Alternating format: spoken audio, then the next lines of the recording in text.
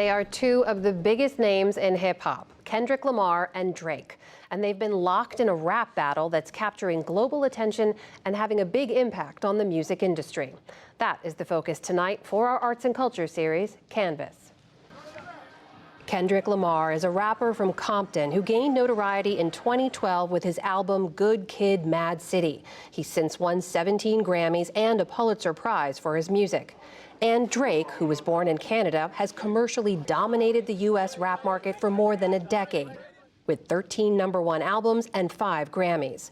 The once collaborators turned enemies have been firing at each other through their lyrics in multiple new songs. And you gon' feel the aftermath of what I write down. I'm at the top of the mountain, so you tight now.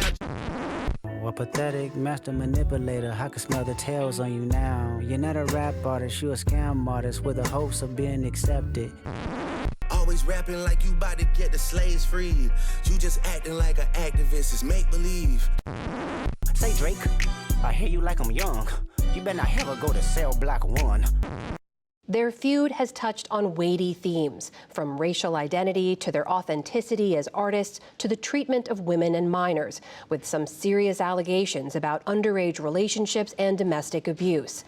And fans have been fascinated by the rap battle.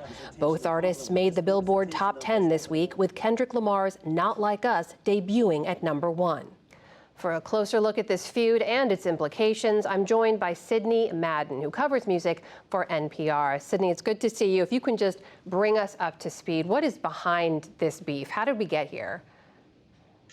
This beef between Kendrick and Drake, it's actually been simmering for over a decade.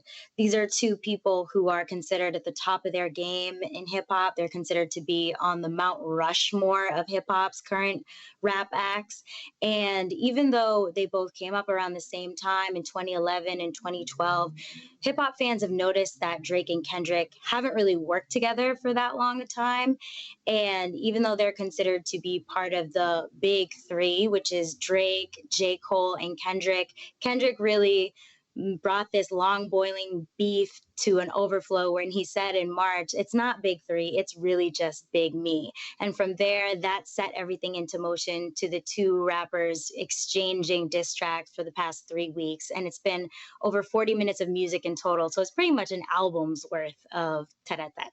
And we heard a few lines there from those diss tracks of what we could play. We should say there's a lot we could not play. What they have to say to each other got very personal, very intense, very troubling in some cases. There was an opinion piece in The Guardian by a writer named Tayo Biro I want to read to you. And she said, in the course of the nasty back and forth, they've made women who are possibly survivors of sexual abuse, harassment, or domestic violence, the collateral damage of their violent mudslinging. Sydney, what is that about and why did it go there? Absolutely. As I said, this hip hop beef has been unprecedented in so many ways. Two artists at the top of their game.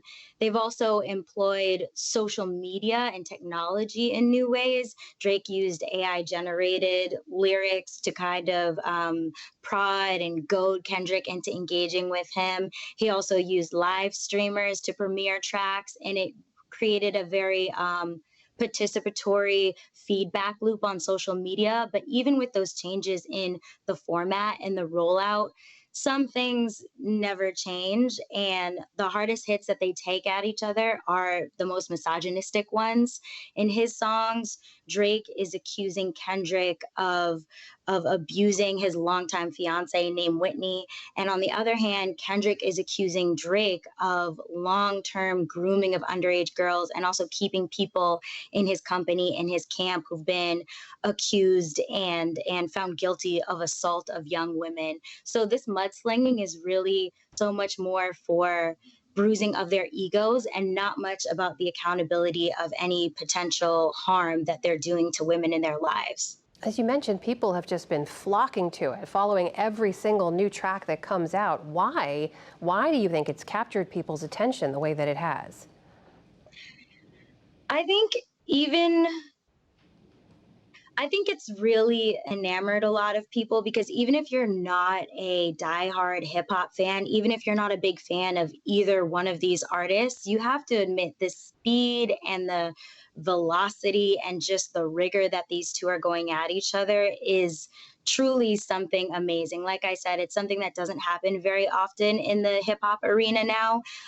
You can think of it as similar to two political foes who've been throwing slights at each other on the campaign trail for a long time, let's say years, and they're finally getting to a podium and going face to face, or two teams who are at the top of their game finally facing off for the Super Bowl in a long awaited battle that's no holds barred. Knowing what you know about both Drake and Kendrick, would you say that this whole thing is on brand for both of them? Is this the kind of thing you expected to see from them? And also, how does this end? Where does it go from here?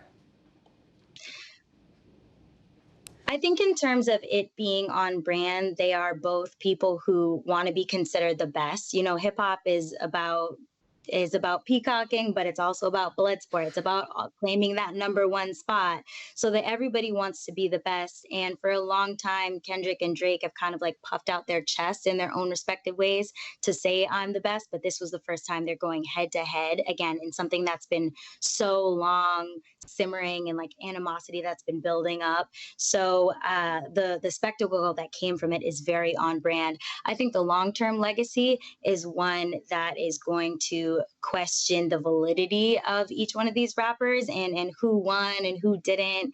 And their fan bases are going to have a lot to debate about for a very long time. That is Sydney Madden, who covers music for NPR. Sydney, thank you. Always good to talk to you. Thank you.